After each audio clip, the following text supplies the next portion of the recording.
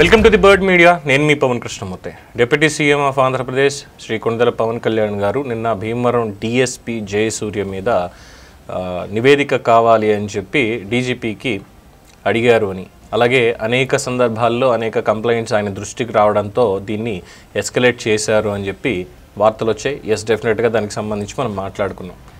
ఆయన ఏం చేస్తున్నారు, ఎలా చేస్తున్నారు అనే దాని మీద, కూటమిలో సఖ్యత ఎలా ఉందనే దాని మీద. ఇన్ఫ్యాక్ట్ నిన్న విలేకరుల సమావేశంలో హోంమంత్రి అనిత్ గారిని కూడా ఇదే అడిగితే ఆయన అసలు రాజ్యాంగబద్ధ పదవే కాదు, కేవలం రాజకీయ సౌలభ్యం కోసం అటు ఉప ప్రధాని అయినా లేదంటే ఉప ముఖ్యమంత్రి అయినా ఏర్పాటు చేసుకున్నవే తప్పితే రాజ్యాంగబద్ధమైనటువంటి పదవి కానే కాదు. ఆయన కేవలం మంత్రిగా ఉన్నారు, మిగతా శాఖలు ఏవైతే ఆయన తీసుకున్నారో హోంమంత్రిగా మీరున్నప్పుడు మీరు డీజీపీని అడగాలి సదరు డిఎస్పీకి, లేదంటే పవన్ కళ్యాణ్ గారు మీ దృష్టికి తీసుకురావాలి, అంతేగాని ఆయన డైరెక్ట్గా డీజీపీకి ఆర్డర్స్ ఇవ్వడం ఏంటి అంటూ అడిగితే చాలా సున్నితంగా స్పందించి దాని మీద హుందాగా స్పందించినటువంటి అనిత్ గారు చెప్పారు. అవును, పవన్ కళ్యాణ్ గారు చెప్పారు, అది తప్పే ఉంది, మాది కూటమి ప్రభుత్వం, అందరూ కలిసి పని చేసుకుంటున్నాం, ఎక్కడెక్కడ లోటుపాట్లు ఉన్నాయి ఏంటి అనేది ఇప్పుడు నా దృష్టికి వచ్చింది అంటే నేను ఫలానా మంత్రి గారితో నేను మాట్లాడతానని ఇంకోళ్ళకి చెప్తానని చెప్పి ఆవిడ కూడా చెప్పడం జరిగింది. సరే, అక్కడికి అయిపోయింది. సదరు జయసూర్య భీమవరం డిఎస్పీగా ఉండి గతంలో గన్నవరం డిఎస్పీగా ఉన్నప్పుడు ఏం చేశారు అనేటువంటి దాని మీద కొన్ని విషయాలు అయితే బయటకు వచ్చాయి. ఆ రోజులో ఉన్నటువంటి వైసీపీ ఎమ్మెల్యేలు ఎవరు ఉన్నారో వాళ్ళకి అనుగుణంగానే పనిచేశారు. తర్వాత పదోన్నతి అన్న పేరుతోట లేదంటే ఇతరత్ర మొత్తానికి భీమవరానికి ట్రాన్స్ఫర్ చేయించుకుని అక్కడ ఉన్నటువంటి జనసేన ఎమ్మెల్యే తోటి మొత్తం ఆయనకంతా నేనే అని చెప్పి సివిల్ వివాదాల్లో తలదొచ్చడం, అలాగే ప్యాకాట్ శిబిరాలు వీటికి సంబంధించి ఇతరత్ర చేస్తున్నారని ఆరోపణలు ఇవన్నీ వచ్చాయి అని చెప్పి పవన్ కళ్యాణ్ గారు చెప్పారు నిన్న. అది అక్కడికి అయింది. ఈరోజు అనూహ్యంగా deputy speaker of Andhra Pradesh Raghu Rama Krishna Raju garu media మిత్రులతో మాట్లాడుతూ ఇదే డిఎస్పీ జయసూర్యకి సంబంధించినటువంటి వ్యాఖ్య ఆయన చేశారు. అంటే బోత్ ఆర్ కాంట్రాడిక్టింగ్. పోనీ ఇటు వీళ్ళిద్దరికీ ఏమైనా పడదు, పవన్ కళ్యాణ్ గారు అంటే రఘురామకృష్ణరాజు గారికి, రఘురామకృష్ణరాజు గారు అంటే పవన్ కళ్యాణ్కి పడదు అనుకుంటే ఆ రెండూ లేవు, ఆ రెండూ లేనే లేవు. రాజకీయాలకి అతీతంగా మెగా కుటుంబంతో మంచి సంబంధం ఉంది రఘురామకృష్ణరాజు గారికి. రాజకీయాలకు అతీతంగా రాజకీయాల్లోకి వచ్చిన తర్వాత కూడా పవన్ కళ్యాణ్ గారితో చాలా సఖ్యతగానే ఉన్నారు ముందు నుంచి కూడా రఘురామకృష్ణరాజు గారు. ఇన్ఫ్యాక్ట్ రఘురామకృష్ణరాజు గారికి సంబంధించినటువంటి అంశంలో పవన్ కళ్యాణ్ కూడా చాలా సీరియస్గానే స్పందించారు. ఆయన మీద ఆ రోజు జరిగినటువంటి దాష్టీకానికి చాలాసార్లు అడ్రస్ చేశారు. సో ఇద్దరికి సంబంధించి ఎటువంటి పొరపచ్చాలు అనేవి 100% కాదు 1000% లేనే లేవు. బట్ ఇక్కడ రఘురామకృష్ణరాజు గారు చేసినటువంటి వ్యాఖ్యలు ప్రస్తుతం సంచలనం అవుతున్నాయి. డిప్యూటీ సీఎంగా ఆయన చేసినటువంటి వ్యాఖ్యలు ఒక డిఎస్పీకి సంబంధించి, అలాగే రాష్ట్రంలో ఇలాంటి వాళ్ళు ఎంతమంది ఉన్నారో తీయండి, లిస్ట్ తీయండి, కూటమి పాలనకి ఎక్కడ మచ్చ రాకూడదు అనేటువంటి ఉద్దేశంతో ఆయన చేసిన వ్యాఖ్యలను తీసుకున్నప్పుడు ఇక్కడ రఘురామకృష్ణరాజు గారు మాట్లాడుతూ డిఎస్పీ జయసూర్య మంచి అధికారి అని, భీమవరం చుట్టుపక్కల ఎలాంటి ప్యాకాట స్థావరాలు కూడా లేవు అని చెప్పి చెప్పారు. నాకున్న సమాచారం ప్రకారం డిఎస్పీకి మంచి ట్రాక్ రికార్డు ఉంది, జిల్లాలో ప్యాకాటపై గట్టి నిఘా పెట్టారు, ప్యాకాటపై నిఘా పెట్టినందుకే అభియోగాలు వస్తున్నాయి అనుకుంటున్నాను అని చెప్పి, అలాగే ఉండి నియోజకవర్గంలో ఎలాంటి ప్యాకాట స్థావరాలు లేవు, జోదంపై కూటమి ప్రభుత్వం ఉక్కుపాదం మోపుతోంది అని చెప్పి ఆయన స్పందించారు. అయితే ఇక్కడ ఈ ప్యాకాట అన్నదాని మీద, ప్యాకాట స్థావరాలు, క్లబ్బులు వీటి మీద నిఘా పెట్టారు, ఖచ్చితంగా రాష్ట్ర వ్యాప్తంగా ఇటువంటి జరగకూడదు అనే దాని మీదే ప్రభుత్వం పనిచేస్తోంది అన్నారు. అట్ ద సేమ్ టైం 13 ముక్కలాట ఆడడం నేరం కాదు అని, అయినా ఇలాంటి వాటిని ప్రభుత్వం ఉక్కుపాదంతో అణిచివేస్తోంది అని చెప్పి రాజుగారు వ్యాఖ్యానించారు. అలాగే భీమవరం చుట్టుపక్కల కూడా ఎక్కడ ఇటువంటి స్థావరాలు లేవు అని చెప్పి స్పష్టం చేశారు. ఫైన్, తప్పులేదు. అయితే నిన్న కామెంట్లో చెప్పినటువంటి విషయాలు చాలామంది, ముఖ్యంగా ఈ భీమవరం చుట్టుపక్కల ఉన్నటువంటి ఏరియాల్లో ప్యాకాట స్థావరాలు లేవు అని చెప్పి అంటుంటే జనబాహుళ్యంలో వినిపిస్తున్నటువంటిది మాత్రం ఇంకొక రకంగా ఉంది అని, అంటే అందరినీ నేనేం పరిగణలోకి తీసుకోవట్లేదండి.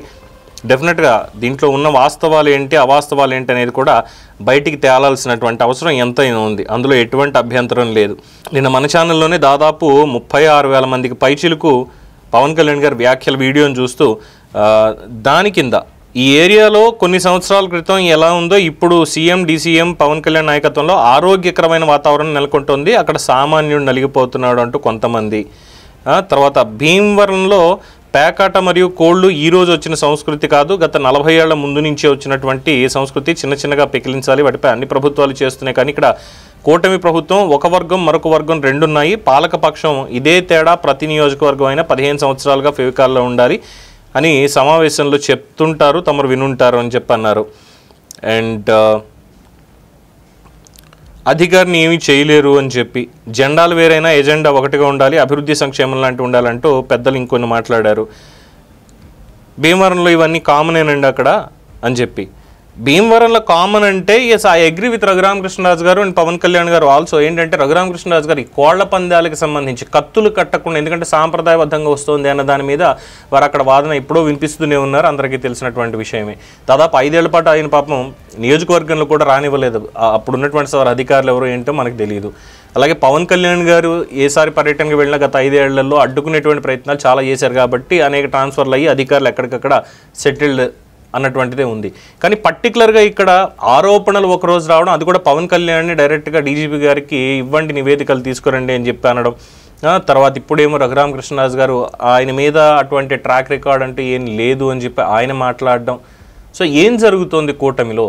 ఇది ఒక కాంట్రాడిక్టింగ్ స్టేట్మెంట్స్ లాగే ఉన్నాయి. అంటే వాళ్ళిద్దరి మధ్యలో ఏదో ఉంది అని చెప్పి నేను అన్నాను 100%.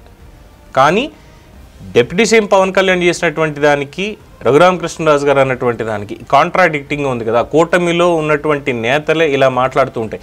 అంటే అసందర్భమైనప్పటికీ కూడా కొన్ని విషయాలు చెప్పాలండి. ఇక్కడ కూటమి నేతల్లో వాళ్ళు మాట్లాడే ముందంటే ఒక కామన్ ఎజెండా అనేది మర్చిపోతున్నారా, లేదా పార్టీల పరంగా ఎజెండా అనేది ఏమైనా తీసుకుంటున్నారా మిగతా నేతలు అనేది తెలియట్లేదు. పవన్ కళ్యాణ్ గారి స్టాండ్ అనేది 100% క్లియర్గా ఉంది. వచ్చే 15 ఏళ్ళు కూడా కూటమి ఖచ్చితంగా ఉండాలి అని చెప్పి చెప్తున్నారు. చంద్రబాబు నాయుడు గారి నాయకత్వం, ఆయన ఎక్స్పీరియన్స్, ఆయన అనుభవం అనేది రాష్ట్ర అభివృద్ధికి, రాష్ట్రం ఇంకా ముందుకు వెళ్ళడానికి కావాలని చెప్పి ఎప్పటికప్పుడు చెప్తున్నారు. చంద్రబాబు నాయుడు గారు కూడా ద సేమ్ ఫ్రీక్వెన్సీలో అదే రకమైనటువంటి ట్రీట్మెంట్ని పవన్ కళ్యాణ్ గారికి కూడా ఇస్తున్నారు. అంతే ప్రాధాన్యత ఆయనకి ఇస్తున్నారు. సో ఇక మిగతా నేతలందరూ కూడా ఎవరికి వాళ్ళ నియోజకవర్గాల్లో అభివృద్ధి పనులు చేస్తున్నారు, సంక్షేమం చేస్తున్నారు, అంతా బాగానే వస్తుంది. కానీ కొన్ని చోట్ల దగ్గరకు వచ్చేసరికి మాత్రం ఈ కామన్ ఎజెండా అనేది మిస్ అవుతోంది. ఉదాహరణకి ఇప్పుడు రఘురామకృష్ణరాజు గారు ఇచ్చినటువంటిది, మేబీ రేపు ఆయనకి పూర్తి రిపోర్ట్ వెళ్ళిన తర్వాత ఆయన అభిప్రాయం మార్చుకోవచ్చేమో. ఒకవేళ పవన్ కళ్యాణ్ గారే ఆయన అభిప్రాయం మార్చుకోవచ్చేమో డీజీపీ గారు నివేదిక ఇచ్చిన తర్వాత. సో అది ఒకటైతే, ఈ డేటా సెంటర్లు అనేటువంటి అంశం మీద ఒక పక్క చంద్రబాబు నాయుడు గారు, పవన్ కళ్యాణ్ గారు, లోకేష్ గారు ఒక రకంగా చెప్తూ వెళ్తుంటే, ఇది మన ఎజెండా, ఇలా చేయాలి, దీంట్లో ఇలా వస్తాయి, డైరెక్ట్ అండ్ ఇండైరెక్ట్ జాబ్స్ అన్ని కలిపి ఇలా వస్తాయని చెప్తుంటే, అక్కడ ఉండేటువంటి నేతలు, విశాఖలో ఉండేటువంటి బీజేపీ నేతలు కావచ్చు, లేదంటే జనసేన నేతలు కొంతమంది కావచ్చు, వేరే వాళ్ళు కావచ్చు, ఈవెన్ బీజేపీ అధ్యక్షుడు మాధవ్ గారు కూడా డేటా సెంటర్ల వల్ల ఉద్యోగాలు రావు, కేవలం 400-500 వస్తాయి తప్పితే ఆ హబ్లో పెట్టేటువంటి దానివల్ల భారీ స్థాయిలో లక్షలాది ఉద్యోగాలు రావు అంటూ అక్కడ వాళ్ళు మాట్లాడడం. అంటే బోత్ కాంట్రాడిక్టింగ్. కూటమి ప్రభుత్వంగా ఏం చెప్పాలి అనేది ఒక మాటను తీసుకెళ్తే అందరికీ ఆమోదయోగ్యంగా ఉంటుంది. కానీ ఇలాగా 1+2 ఆఫర్ కింద ఒకటి మేము మాట్లాడితే 2 మిగతా వాళ్ళు డిఫరెంట్గా మాట్లాడతారు అనేది ప్రజల్లో కూడా కన్ఫ్యూజన్ అవుతుంది. అట్ ద సేమ్ టైం విపక్షాలకి ఒక ఆయుధాన్ని ఇచ్చినట్టు అవుతుంది. సో ఇది పరిగణలోకి తీసుకోవాల్సిందిగా పెద్దలకి మనవి. ఎందుకు అనంటే, ప్రజలకి చేరవేసేటువంటి దాంట్లో మీ మధ్యలోనే ఇన్ని రకాల భేదాభిప్రాయాలు వస్తూ ఉంటే, ప్రజలకి వాస్తవాలు తీసుకెళ్లేటువంటి క్రమంలో మా దగ్గరకు వచ్చేసరికి ఇన్ఫర్మేషన్ ఇంకెంత డైల్యూట్ అయిపోతుంది. మేము ఎంత చెప్పినా కూడా రఘురామకృష్ణరాజు గారు ఇప్పుడు ఇలా ఎందుకు అన్నారు అని చెప్పి ఆయన డైరెక్ట్గా ఫోన్ చేసి మాట్లాడొచ్చు. పవన్ కళ్యాణ్ గారు ఆఫీస్కి ఫోన్ చేసి, సార్ ఏంటి పవన్ కళ్యాణ్ గారికి ఇలా అన్నారట, ఏంటి బయట ఆల్మోస్ట్ ఇలాగ బంబాడింగ్ చేస్తున్నారు ఆయన్ని, ఏంటి సంగతి అని అడగచ్చు. కానీ ఒక్కొక్క దగ్గర నుంచి ఒక్కో రకమైనటువంటి అభిప్రాయం రావడం అనేది కాస్త ఇబ్బందికరంగా ఉంది పరిస్థితి. నిజంగానే కూటమిలో ఏంటి ఈ పరిస్థితి అని చాలామంది ప్రశ్నిస్తున్నారు. సమాధానం ఉంటుందా పెద్దల దగ్గర? చూడాల్సిందే. దీని మీద మీ అభిప్రాయాన్ని కామెంట్స్ రూపంలో తెలియజేయండి. చూస్తూనే ఉండండి ది బర్డ్ మీడియా. ఈ వీడియో కనుక మీకు నచ్చినట్టయితే లైక్ చేయండి, షేర్ చేయండి, సబ్స్క్రైబ్ చేయండి. అలాగే పక్కనే ఉన్న బెల్ ఐకాన్ని క్లిక్ చేయండి.